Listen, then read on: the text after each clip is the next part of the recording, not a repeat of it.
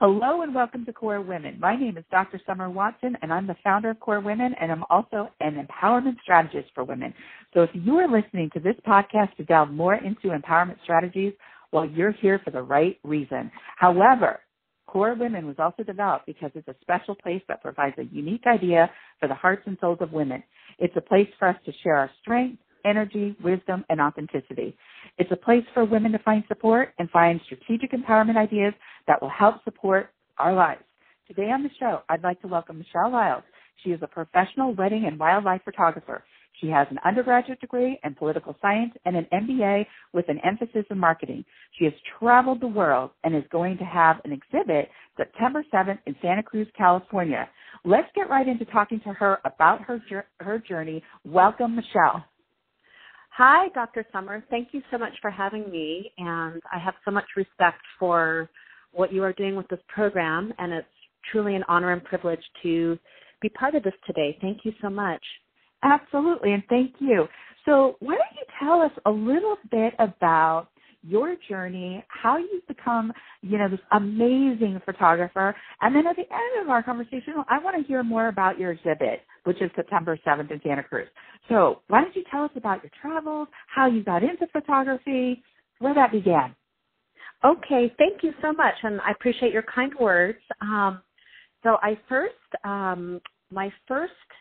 journey was in 2005, and I had always dreamed of heading to Africa. It had always been a dream of mine, and I was, in the corporate world at that time. I was actually in magazine publishing, but I'd always had this dream, so figured out a way to get myself over to East Africa and ended up on a wildlife photography tour where, you go out in the safari vehicle with your photographic gear, which was borrowed. I didn't have my own gear at that time. So Canon had a program where you could borrow the gear, and we had some great guides and I saw my first lion out free roaming.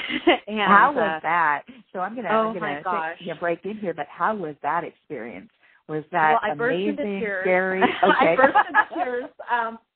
I've always loved cats, and I've always had my smaller version at home, and of course I've seen them in captivity because we do have some wonderful, kind zoos out there, but to see them out free roaming in their natural environment and just their majestic beauty. So I was just kind of immediately hooked in seeing these animals and knowing that many of them were in a bit of peril. And so seeing, especially, I love, everything from, the raptors to the wildebeest to obviously the big cats are incredibly sexy, to see them in the wild and beautiful. And the funny thing for those of us who have animals, dogs, cats at home, their bigger cousins out in the wild kind of have the same behaviors, So,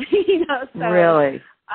If you have cats at home, these cats in the wild are going to sleep a lot. So I guess quickly you learn as a wildlife photographer, you have to have a lot of patience, because you're often sitting with this cat waiting for he or she, hours and hours until they hunt, which is often dusk or dawn. So kind of was hooked at that point. And after that trip, which was Kenya and Tanzania, and I went to a couple of areas, Serengeti, which most people have heard of, which is really known for cheetah. So got to see cheetahs on the hunt and just incredible things like that. And also we went to this amazing crater that's called Ngorongoro crater. Okay. That you kind of drive down in there. So it's a smaller area, very dense with animals. Saw my first rhino there, which was incredible. And they are these prehistoric-looking creatures. And I would say the same for elephants, too, that they really have – everything is just bigger there. So you think to yourself, what happened here? and I'm sure our paleontology friends, could give us more perspective, but to see them in their environment is absolutely incredible. So that's when I kind of caught the bug, which was about 13 years ago. And, it just kind of blossomed from there, Dr. Summer. I began to just find ways to be out in the wild as much as I can. And, it is a field that I would consider fairly male-dominated, perhaps because of, being out in the elements like that and then the weight and size of your equipment. So quickly, I just didn't care and wanted to kind of be the female out there. So good for you. Yeah, thank you. Yeah. So my next trip wasn't so far. I ended up in Alaska to a spot that is close to my heart called Katmai, where you see quite a few grizzly bears, and you can get pretty close. They're extremely habituated to humans. Okay. And they have a good food source there, as it's they have a great salmon source there. So that was kind of my second trip, and I think that's when I pawned my life and bought my equipment. And slowly but surely you just begin to accumulate. You can't get it all at once, but that's kind of where that started. And there's so many great places in our country too that you can go to, including Alaska. So yeah, that was kind of how it all got started. Okay, well that's an amazing journey, thus far. Now I'm going to take you back a little bit because knowing some of your history, like you said, you were in the business world. You had done some marketing and you had done some magazines and, some equestrian stuff, right? So you're absolutely right. Why don't you tell me a little bit about that? Because I think, with that history, you also started some photography there as well. You were being photographed as well as photographing others at that point, right? Yeah, no, that's definitely true. So my first publishing gig was I published a magazine called Broker Agent Magazine that was focused on the real estate market in Las Vegas. And, that was at the time, the gravy train. And everything was going really well. And then the market kind of crashed here. And so I thought to myself, it's probably time to find another alternative because suddenly our housing market, I think, was the worst in the nation as I remember it. Wow, really? So, yeah, I decided to look for something that combined my love of photography and also the equestrian world, horses. And so I decided to start, it was called Southern Nevada Equestrian. And so it was really great, Dr. Summer, because I was able to combine photography with, I love to write as well. So, I would do photography and articles, and I'd have great contributors, from all around the world doing all kinds of different disciplines. So, yeah, that was really great. And all along the way, I guess you could say, having my own business afforded me the opportunity to be able to go take some trips, as I was building my wildlife portfolio, at different places around the globe. That kind of enabled me to do that. So that was what was really nice about that project. Well, and that is fantastic because that's something that maybe a lot of women want to do, but they don't know how to do in regards to like starting their own business. And it does take some imagination, and it does take a lot of work to start your own business because it's a little scary sometimes. Oh yeah. Because you're taking some chances. So as somebody who has a degree, a business degree, what would be like a piece of wisdom you might give somebody trying to start their own business? What are a couple of the things that you found were of importance, in starting a new venture like that? So what would you say? Sure, love that. Those are like great questions. And the one thing I'd say is make sure it's something you love. Right. It's a category that you love because you're going to be immersed in it, kind of day and night and living it as a lifestyle.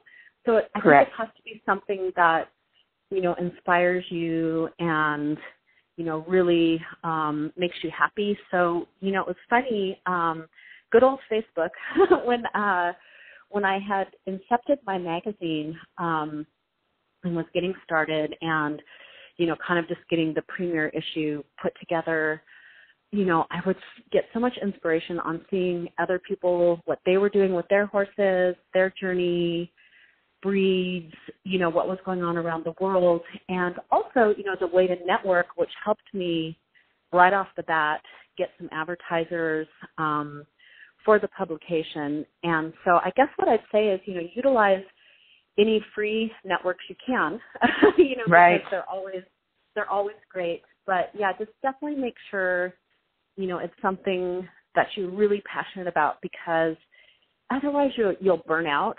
Right. I think it would be easy to burn out on it. So, right. That's what I would say about that primarily, just make sure you're really passionate for the cause. Right. And I fully agree because I really, just by experience and starting a few businesses, I found over time, that's, that I didn't necessarily burn out, but you got to have a passion for what you're going to do and a plan, so a strategic plan about, hey, I'm going to start this and this is the way, these are my objectives to, starting this. So, so anyway, it's like, starting that, having some objectives, and then this will lead to your goals. So, with all that said, okay, let's get back into, your amazing trips and your findings. So, you've been to Brazil, Namibia, Botswana, Zambia, Kenya, all of these amazing places. I know that you said, we talked a little before the interview about, what some of your findings were and regarding some of these big cats. So why don't you tell us a little bit about, what your thoughts are and how many are left and, and what the difficulties are for these animals in their natural habitat? Sure. That's such a great question, Summer. And I think the deeper that you get into wildlife photography, you start to realize, that a lot of our species are in peril in many parts of the world. Feeling so privileged to have photographed rhinos on a number of occasions, they're in serious peril down in southern Africa as they are being poached for their horns, which in some cultures it's believed, that the horn, properties of the horn, makes you as a healing property. So unfortunately, in some countries such as Mozambique, there's kind of a shoot to kill, mandate against the poachers. So sometimes I feel like with my photos that, this could be, the last bastion into the next couple generations. But I don't want it to be that way for all of our kids that we love out there. But for example, tigers, which I had the great privilege and opportunity to photograph a couple of years ago in India, there's only 3,000 left, living in the wild. And, very quickly diminishing at rapid rates. And I guess I feel as colleagues of mine that, now's the time to, number one, get these photos, get the information out there, teach the kids that, these are precious, precious commodity on our planet. So, especially with certain species of the big cats, I definitely have a great love for them. I was able to photograph jaguars in Brazil a couple of times, which are just gorgeous cats. And my as word. well, quickly disappearing from that region as well. But, still trackable with a lot of work and a good guide. you can find them. So certainly I must say that, none of this I've done on my own. I've had to have a great support network of guides and coaches, and and obviously, as with anything, you get better and better over time. One great privilege to work with a female guide, Summer, was in Rwanda. Okay.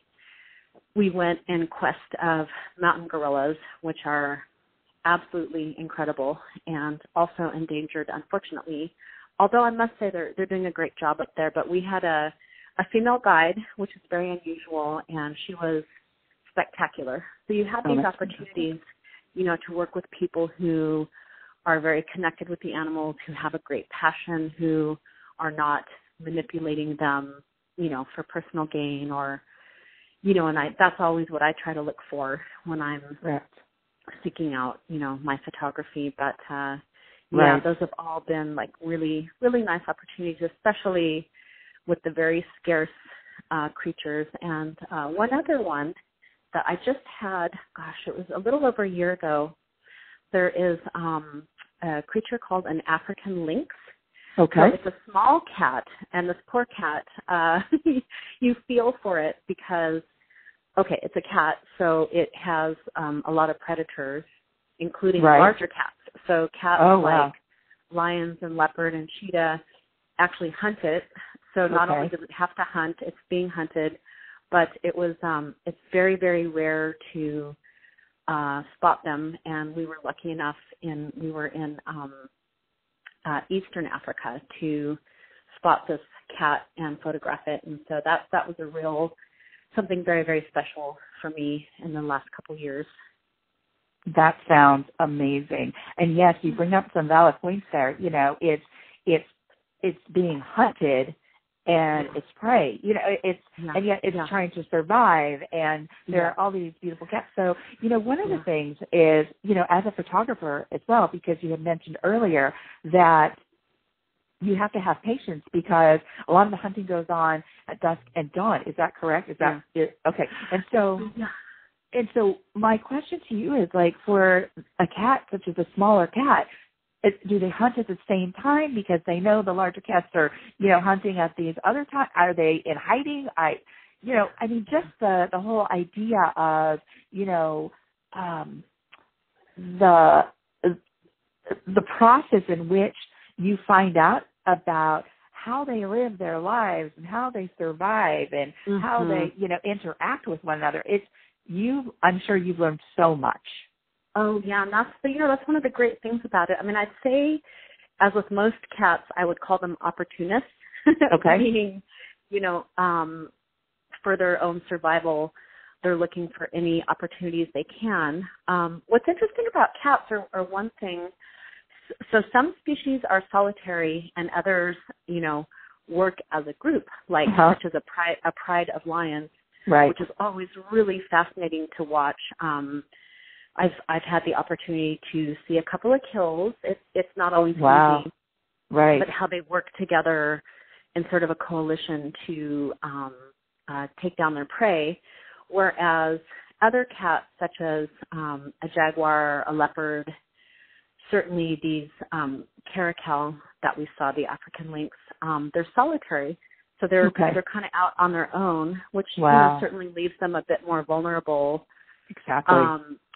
Whereas with the lions, as it's been explained to me, they are tough. I mean, they have a tough life, but I've heard that it takes, this is what I've heard, is it would take 5 hyena to take down an adult female lion, and 12 or more to take down a male.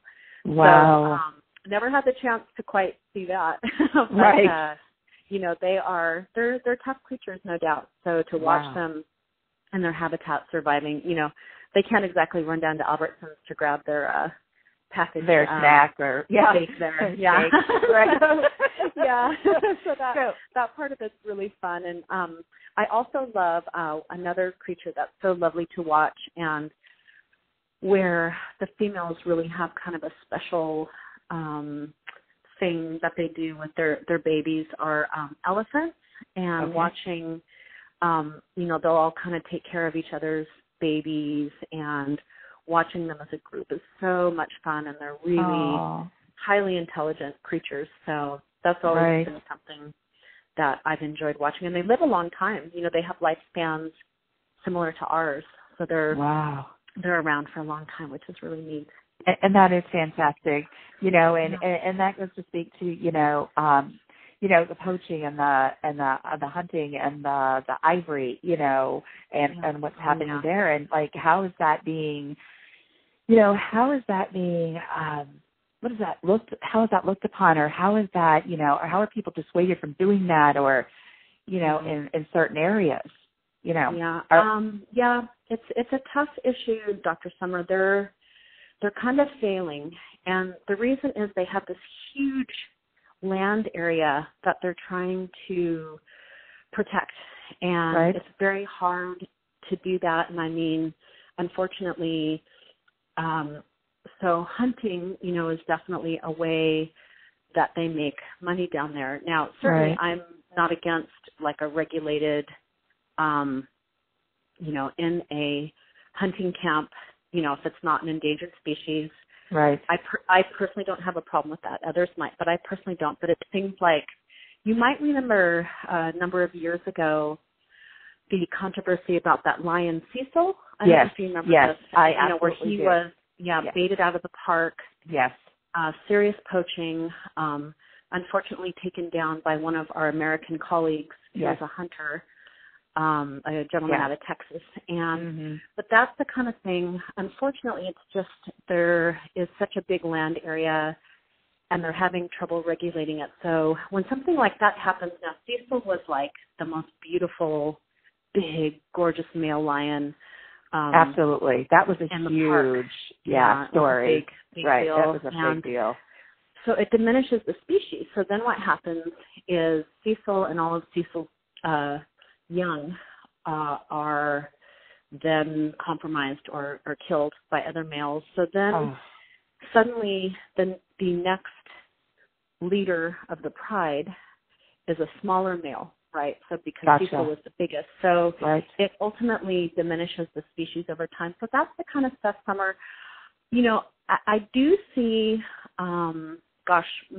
sort of maybe more of an awareness of the locals in these countries down in southern Africa, where they're seeing tourism and wildlife photography. We're clicking a shutter, not a gun. So we're clicking something, but as a viable way for economy for their families, so like when you go down and stay in a camp and someone's cousin works there, or brother or sister or auntie, that is suddenly helping, their local economy. And certainly you don't want to be ethnocentric and not look at it where, hey, they have to have their way to survive and their livelihood, Yeah, and they have to have their culture. But, it's still really bad. When we were in Zambia, we were in a park called Lua Plains. It was kind of a dream come true, to be honest. We were doing a 3-week camping trip through Zambia. And so we had kind of gone for this wildebeest migration, which we didn't really happen for us, but that's okay. We saw wildebeest, but they weren't really migrating. But we did see a lot of cats. We had quite a few cheetah sightings, cheetah moms with cubs and hunting. But there's a real sad story out of Lua Plains. And I don't want to make us all sad here, but let's hear what you had to say. And every experience is interesting, so yes, please go on. Sure, Summer, thank you. So there was one solitary female left in Lua Plains as of a few years ago. They called her Lady Lua. So she was the only remaining lion in this national park, Lua Plains, and she was so lonely that she would saunter over to people's campsites and lay down because she was lonely. She was so lonely. So they did transplant 5 other lions there to live with her. To kind of coexist. And apparently it's going very well. We did not see any lions when we were there, unfortunately. But you can kind of tell that in this particular country, there has been a lot of unregulated poaching, almost into oblivion. But there's still a lot of great places. I mean, my experiences in Botswana have been extremely abundant of wildlife. Masai Mara, in Eastern Africa. There's a great park in South Africa called Kruger National Park. Okay. It's a great park, by the way, for your listeners. You can self-drive. You don't have to be on a tour. Oh, okay. And anyone can contact me too if they want ideas of, how to do it. But they do drive on the other side of the road, so it can be a little tricky. But hey, some of us have done that before. So we both have. But there's still a lot of hope out there, and I think it's slowly changing.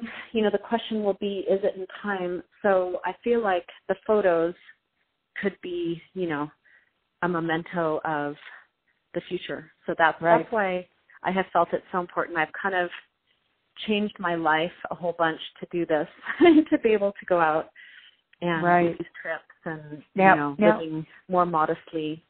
Right. Okay, and that's where I was going to go is how, give us a couple of ways how you changed your life to kind of live a dream. Sure. Oh, my gosh. Well, thank you. And it's something, it hasn't been easy. So I had a home, a 3-bedroom home. I've rented it out. So that, and I'm living in a smaller condo. And I did that, part and parcel to, be able to follow this dream. And I drive like an older car and things like that, and just try to watch it a bit so that I can do it. And I do make money with the shutter as well, which is, my wedding photography. So I just try to work as hard as I can during the summer. Try to do wildlife and the other months and whenever I can. So I was going to get to that as well, so that you do photography, wedding photography.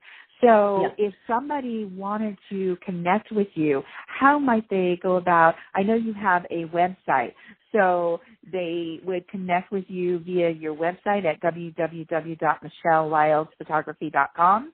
Is that correct? That's great, Summer. Yeah, I call that my other kind of wildlife, the wedding. Okay. That's another kind of wildlife, of course. No, it's a lot of fun.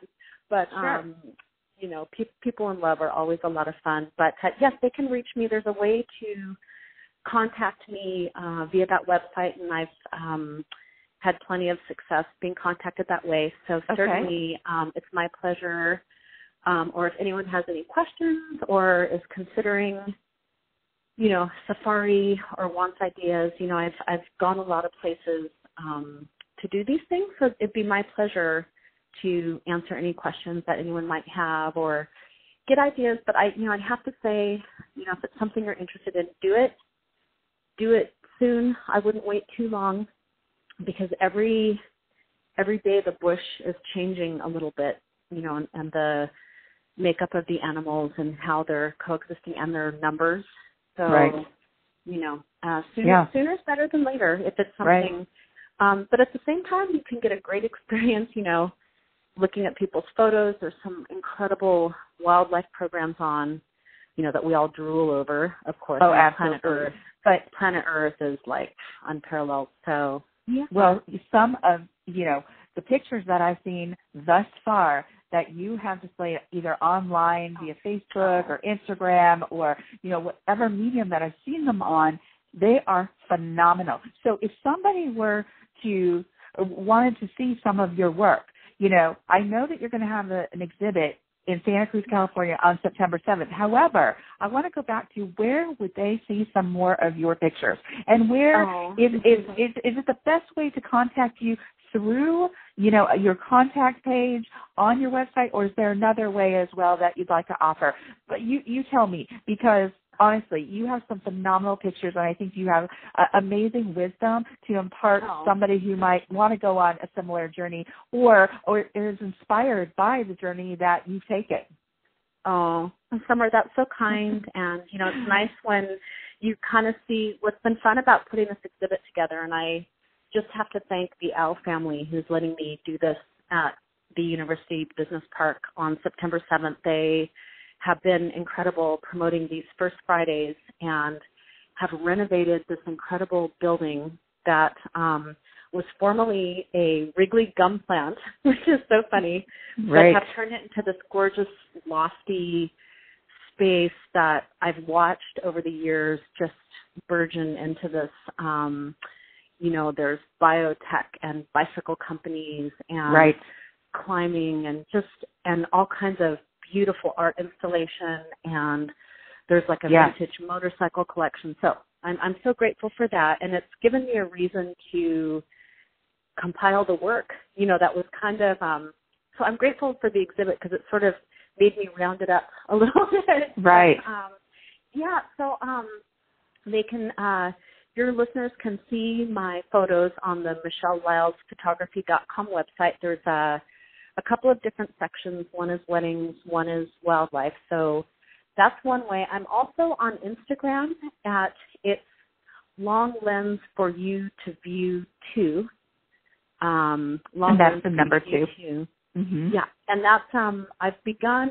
I'm a little late to the prom on Instagram, but I'm trying to get more going there. And then also on my Facebook page, I don't have one dedicated simply to the wildlife, but on my personal page. So sorry to have to sift through some personal photos, but you can look in the albums of Brazil and India. So that is Michelle Liles. And I think if you do Michelle Liles Las Vegas, right, I would come up and you'll see a girl with a camera. So that's probably me. Right. Well, thank you, Michelle, because like I said, your photographs are phenomenal. And again, she's a wedding photographer. So if you're looking for somebody to do your photography at your wedding, she can do an amazing job there as well. So, I kind of want to touch on, where the exhibit is, and it's in Santa Cruz, California on the September 7th. And it's funny that you mentioned the development and the progress of that building, because I actually used to live on the west side right across from it off Grandview Drive in Santa Cruz. And that was years ago as I was growing up when we were going to high school together. So for you listeners, Michelle and I went to high school together. So I actually grew up there, and I saw, how that area has changed so much, and the Owls have done a spectacular job. They have, renovating really that building, and, just watching it go from a field to, these old buildings to now what it has blossomed into, and watching technology, develop over there, and watching, what they've done with that building. It's amazing. So, it's an amazing place to go, Santa Cruz. It's an amazing place for an exhibit. And that area on the west side is phenomenal. So, is my listeners, if you get a chance to how long is this running? Is it just the day, or is it how long does it last? Well, that's such an amazing question, because we are installing it for the first Friday of September, which is September 7th, and William and Erica have graciously offered to. Our plan is to leave it up for a year, leading into the open studios for the next year, which will be October of 2019. Sorry. Okay. So that's kind of our plan at this point in time. So if your listeners couldn't necessarily get there that Friday, the building is also always open, to the public. Where the exhibit is may sometimes be locked, but I'm sure we could make arrangements for someone to see it.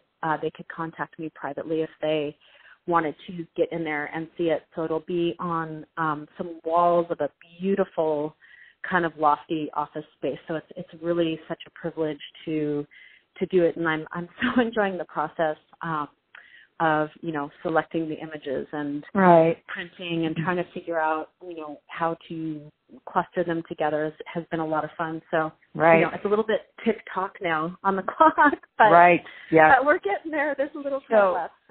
So you basically are curating your own show. Is that correct? So you're okay.